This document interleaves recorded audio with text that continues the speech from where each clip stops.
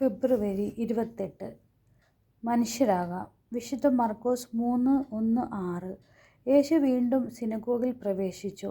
കൈ ശോഷിച്ച ഒരാൾ അവിടെ ഉണ്ടായിരുന്നു.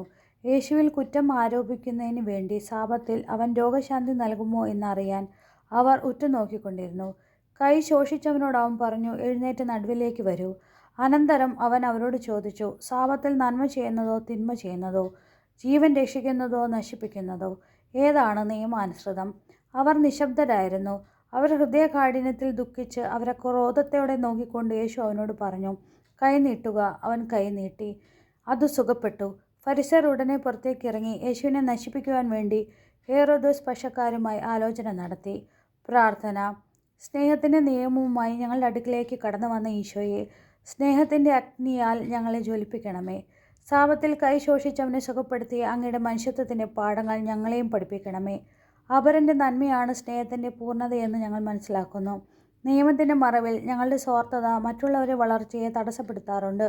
അങ്ങയുടെ സ്നേഹാഗ്നിയിൽ ഞങ്ങളുടെ സ്വാർത്ഥതയെ ദഹിപ്പിക്കണമേ. ഞങ്ങളുടെ കുടുംബത്തിലും അയൽപക്ക ബന്ധങ്ങളിലും സ്നേഹത്തിൻ്റെ നിയമം പൂർത്തീകരിക്കുവാൻ ഞങ്ങളുടെ ഉൾക്കണ്ണുകൾ തുറന്നാലും. സുഹൃത ജപം. ഈശോയെ, മനുഷ്യത്വത്തിൻ്റെ പൂർണ്ണത ഞങ്ങൾക്ക് നൽകണമേ. ഈശോയെ, മനുഷ്യത്വത്തിൻ്റെ പൂർണ്ണത ഞങ്ങൾക്ക് നൽകണമേ. ഈശോയെ, മനുഷ്യത്വത്തിൻ്റെ പൂർണ്ണത ഞങ്ങൾക്ക് നൽകണമേ. നമ്മുടെ കർത്താവായ മിശിഹായ്ക്ക് സ്തുതി.